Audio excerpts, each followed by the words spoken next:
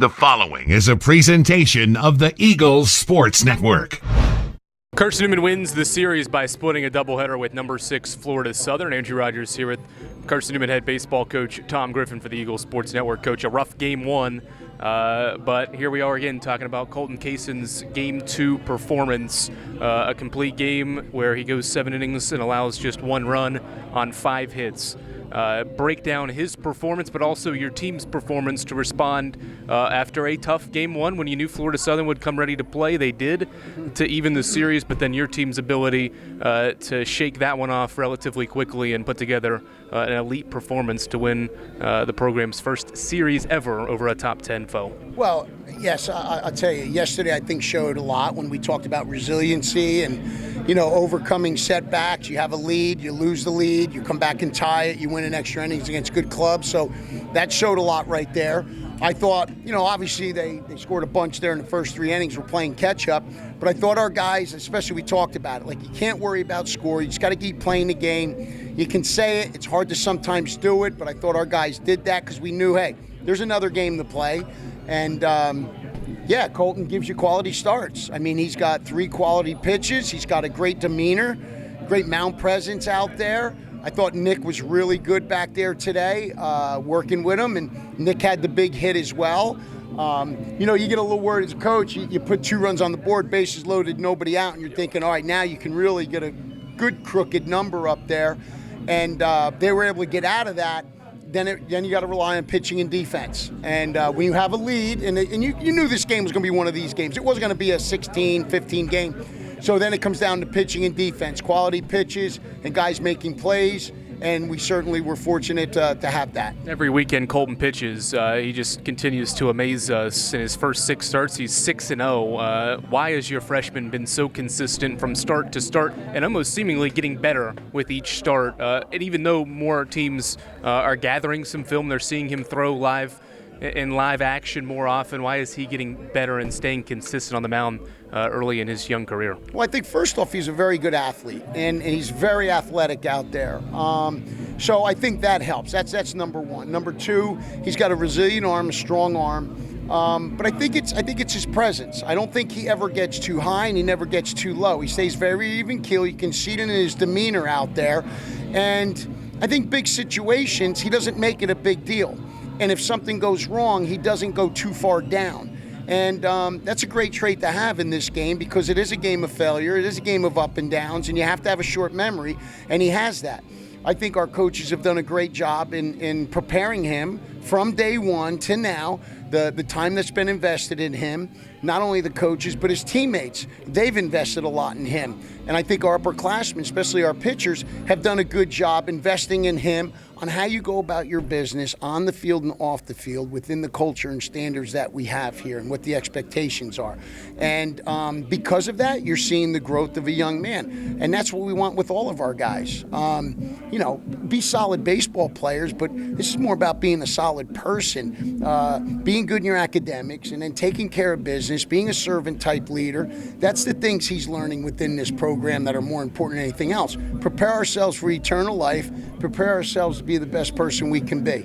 And so, we're fortunate to have the people here, players and coaches, to help our players become that. I'll ask about Colton's battery mate for really all 6 of his starts, Nicholas Castellana. Did it at the plate in this game with a big 2-run home run there in the 4th inning, which obviously proves to be the difference in this game. But how have you seen him develop as a catcher and really help what has been an elite pitching staff here in the first month and a week into this baseball season? Well, all of our catchers play a part in this. There's guys behind the scenes catching bullpens that have just as much to do with the development of our pitchers as Nick and Frankie, who've played a majority. Those other catchers that we have, Marco Bonfiglio, David Larson, Mason Roderick, Jameson Van Ness, Jacob Rogers, those guys are doing a great job in the bullpens as far as getting our guys prepared, communicating with them, what works, what doesn't, helping them to shape pitches. There's so much that goes into it that people don't see. We're very fortunate to have some great catchers that are helping develop our guys in the training aspect. Nick has been much better, I think, in being comfortable playing here because it's not easy, especially as a catcher. I think he's become more relaxed. I think he's called good games. He's got a little more confidence in himself. His bat is playing well, and sometimes catchers allow that to dictate if they're going to have confidence behind the dish. We don't want it to, but sometimes it's just the nature of the beast. It was great to see a lot of alumni here today. Ben Wilcoxon, we had Evan Patterson, and Spencer Bright, another great catcher, was here. And that, I tell you, man, I feel so blessed, so fortunate, grateful when we get alumni to come back here to watch games here, because that is what it's about. It's about the relationships and these guys wanting to be a part. And I remind our guys that we're representing the alumni. We're representing a lot here. So I want them to remember that, because there's a lot of people who've invested a lot into this program.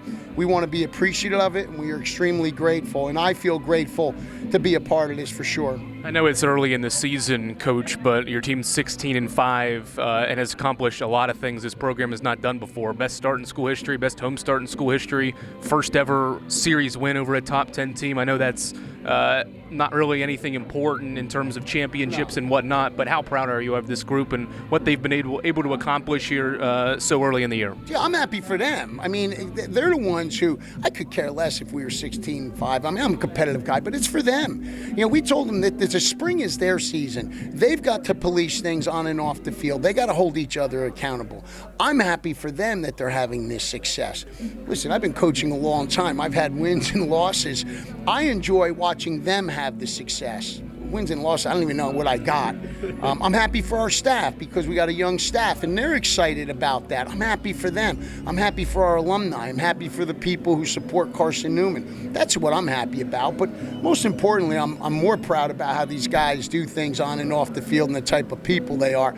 And the way they play the game, I think they do it the right way. I think the way they represent this university and their families off the field, that's what I'm proud of as well, is the type of people they are. So, 16, don't get me wrong. I'm going to be enjoying the ride home, listening to the 80s hits, and enjoying time with my family tonight. A lot better at this record than the other way, for sure. My family's a lot more appreciative as well. You've emphasized these midweek contests a lot this season, obviously, from how the last 2 years have gone in midweek affairs. Next up's Lee on Tuesday. What do you have to do to get right in these midweek contests against a team you're trying to split with in the regular season? Yeah. I told you, celebrate with each other, enjoy this. Like, enjoy it, and enjoy it for a full day and into tomorrow. Let the bodies rest. And then Monday, we got a lot of notes. We've got some things. You've watched some of the games. We got some things. Again, we want to learn from every opportunity and every experience we have. So we're going to have teaching moments on Monday,